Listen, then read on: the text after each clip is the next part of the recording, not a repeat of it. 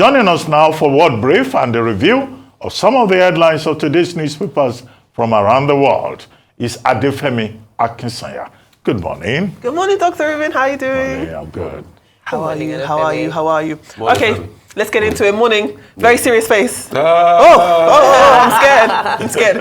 Okay, let's take a look at some stories. We'll begin with the World Brief in the United States, where First Lady Jill Biden is canvassing for military votes in Tampa, Florida, telling voters and American Legion Post in Tampa, Florida, that the current president considers the support of the military and veterans a sacred obligation. Her remarks represented a sharp attack against former President Donald Trump. The First Lady's day-long tour was part of Biden's campaign's broader effort to rebound from the president's halting performance against Trump in last month's debate. Jill Biden, who used her appearance to draw contrast between her husband and Trump's attitudes towards U.S. service members, veterans, and their families, also announced the formation of an organizing group, Veterans and Military Families for Biden-Harris, at her Tampa stop. Let's take a listen.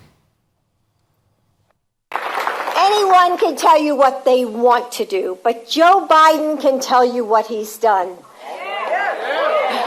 For our military and their families, he signed the first and only executive order to make sure that military spouses can build their careers, the ones that they want for themselves.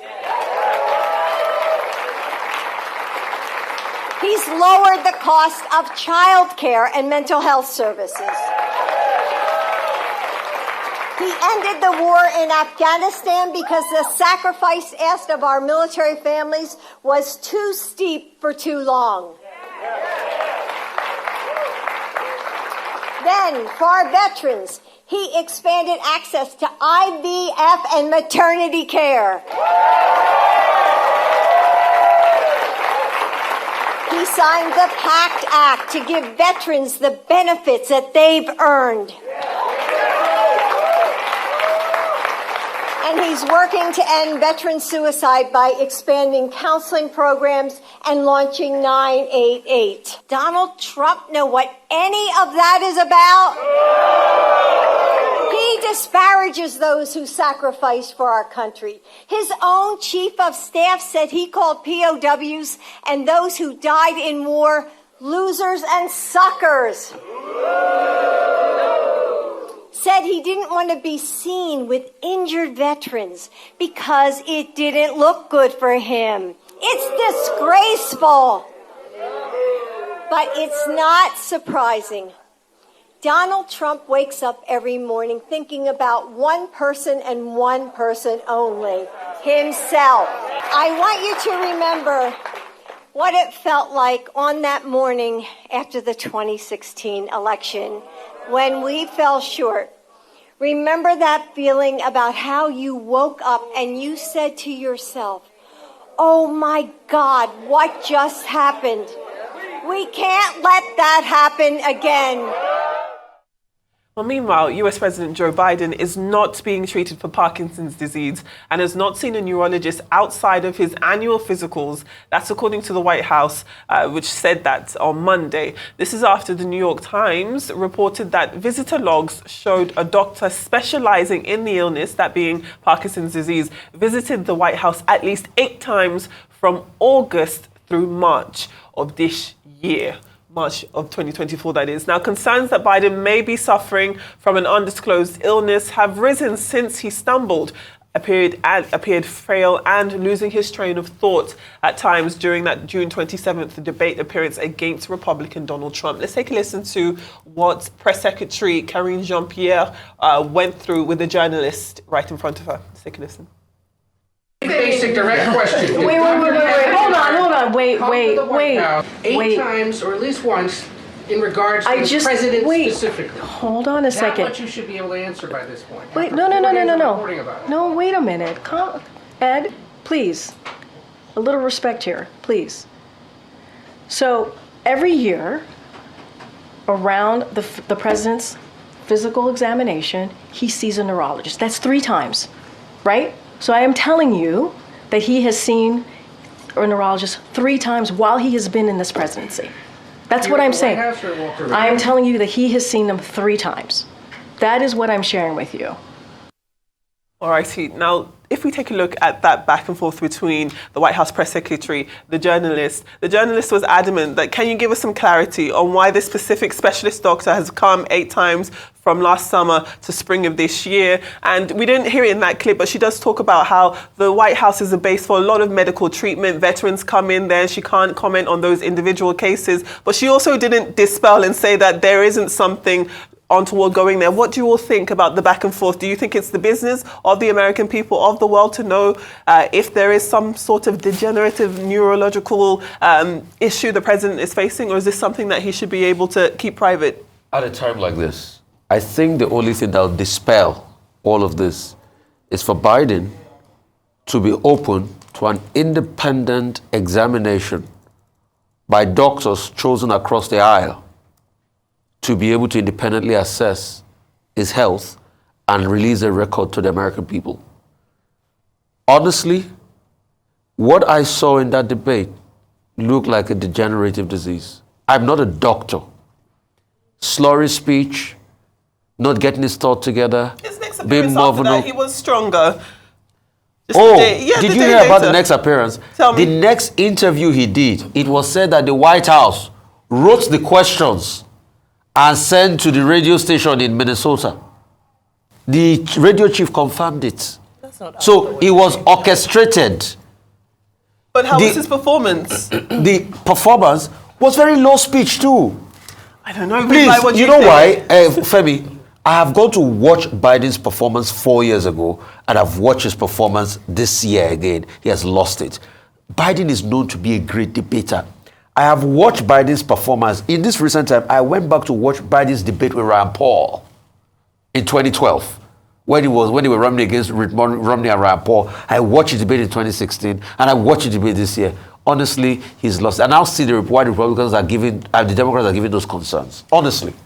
My point of concern was, first of all, I don't envy Karine Jean-Pierre. What she went through yesterday, I watched the entire briefing. They made her sweat. I think that's one thing, though, we have to celebrate about the beauty of democracy, is that at least there's, in a presidential system, at least there's somebody who's accountable, right?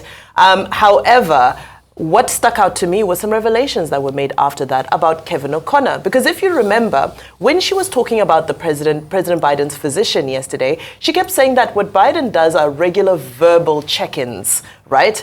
And then so people now went in to dig on Kevin O'Connor, that's the physician.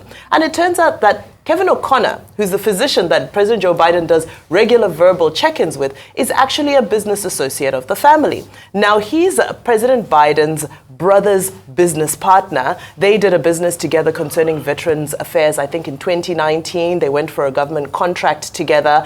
And he's turned out to be, Kevin O'Connor, to be a very close friend of the family, which you, of course, expect a physician to be. However, it seems the lines are a little bit blurred about where a conflict of interest comes into play, because I'm not sure that the president's doctor should be doing should be doing business with the president's family. That's a little bit concerning for me. Okay, 10 days after the controversial debate with his challenger, Donald Trump, President Biden finds himself in a very difficult situation. And the major concern has to be with the fact that the people they call the bundlers, these are the fundraising team, they are now complaining that, look, when they make the phone calls now, no one is picking up the phone again. And there are senior Democrats also who are saying that, well, they think that, President Biden should step down. And then there are persons within the party who are saying, we'll wait for the nominating convention of August 19 to 22, and that's when the decision will be made. But Biden himself has become very aggressive, very, very aggressive. He says it's only God Almighty that can stop him from running in November. And then also he says he's capable and all of that. So all these controversies about his health, it's not as if it's new. He's 81. Before now, he had been making a lot of gaffes. But as the election approaches, it becomes a big issue. So it's good to see that he's getting very aggressive And he says he's determined. He says he knows what is right. He knows how to do the job. But will he be able to do it? And it's good to also see his wife supporting him. Well, what do you expect? People will say, you know, if he appears a bit weak, the wife will also step in and try to defend her husband. But the ultimate decision is with the Democrats when they meet August 19 to 22 for the nominating convention. Some of the members are saying if he wins the nomination, he's the presumptive candidate already, that they will have no option but to stand by him. So nobody should rule out the possibility that he will remain on the ticket and, you know, he will go head to head against President Trump. I think that is it. It was a Wisconsin radio station, a local radio station in Wisconsin. Yeah, I'm with you. I mean, it's something that we can absolutely. Let's move on to some papers. I will say, though, that it is definitely going to be a very interesting campaign trail onwards to November. It does seem as though a lot of House Democrats are starting, their support of the president starting to wane a little bit. And it's a little uneasy for their camp for now. But I do think, as you said, Dr. Jill Biden coming out discussing did a good thing. It reassures the people. She is also herself a popular first lady, as was Michelle Obama. Some people are whispering on the streets that she should perhaps consider coming into politics, but we do know that that's something that she has always been vehemently against. But yes, we'll keep all eyes on the US elections. Moving on to our newspapers now, let's take a look at some Nigerian ones. We'll start with This Day. And as you've already been discussing, the two big stories there look at the fuel scarcity that we're currently facing, and the article goes on to talk about how in areas of Lagos petrol is reaching 900 naira per litre, and they talk about the need for some form of solution, because as we were saying yesterday, as we have been saying, looking at fuel scarcity itself is just something that touches every member of society. You cannot escape the desire, the demand for fuel, and you also cannot escape the scarcity and the queues associated with it. So that's one of the big stories there. And also on a lot of different Nigerian papers, but of course on This Day, is this information about the federal government suspending duties on some food imports, looking at maize, rice, and wheat, hoping that the reduction of the removal of these taxes on top will make food more available and affordable to Nigerians. It does, I mean, in different newspapers, they talk about how this is a temporary measure for only 150 days.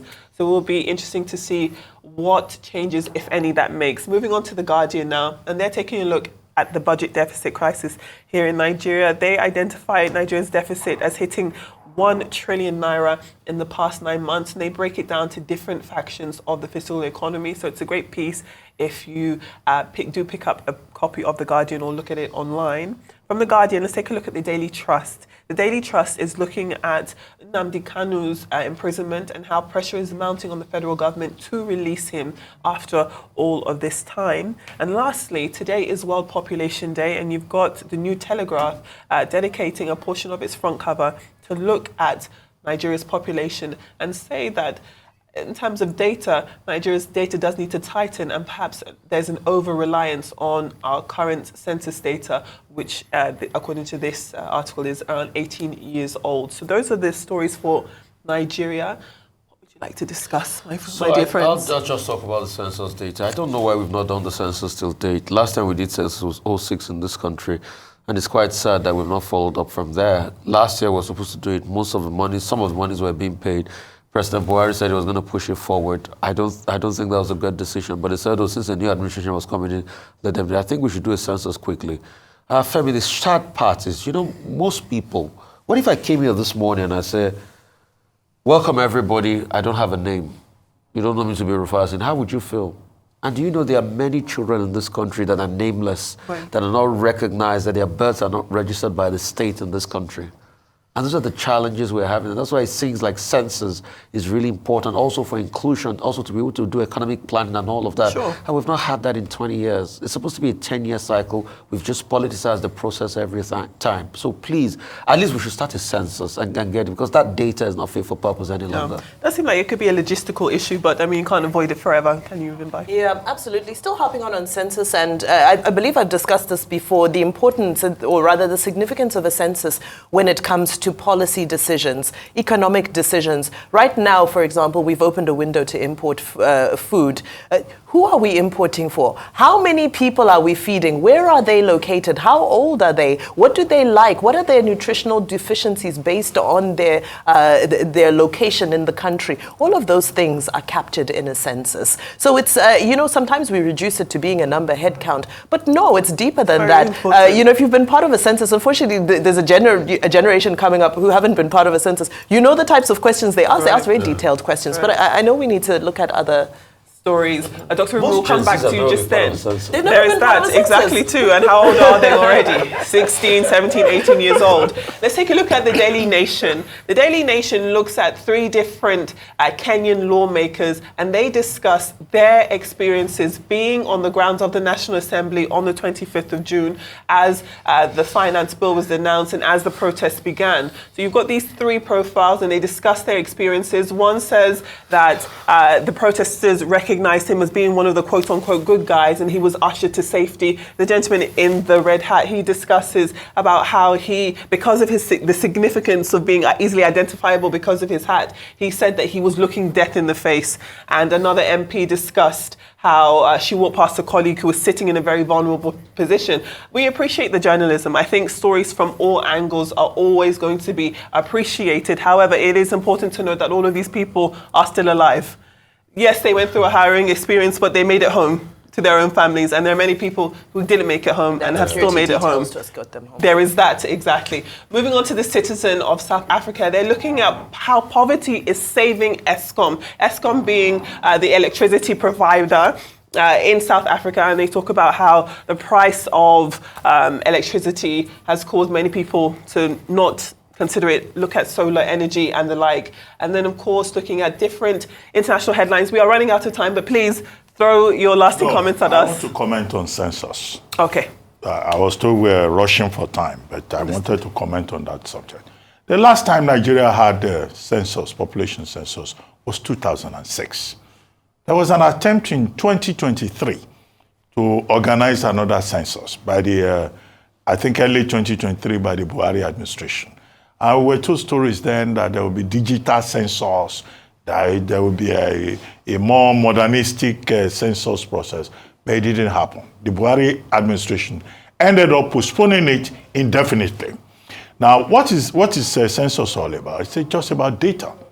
There's this saying, after God, it is data, something like that. God we respect, but after God, it is data. In God I trust. Every other thing is data. So in this country, data is part of the problem. We don't know how many we are. We don't know how to plan.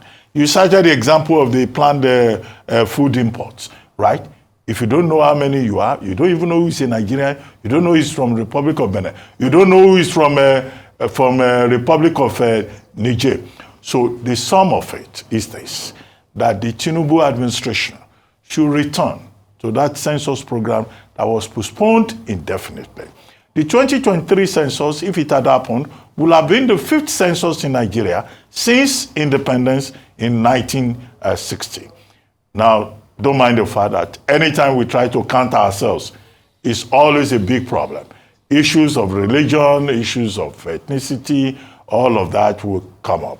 And there will be people who will be saying, well, we don't even know whether they are counting human beings or they are counting and access goods. into remote communities as well. But President Tinubu, as governor of Lagos, did the enumeration, the census in Lagos State, and it seemed to have worked. He can reproduce it if he summons the will at the federal level. After all, the National Population Commission says they've done delineation of enumeration areas. That is already in the record. So they can return to that and let us know whether we are 200 or we are 240 instead of using estimates. Right. Our population is always based on United Nations estimate of, is it 3.5, or 3%, almost on an annual basis. Thank you very much.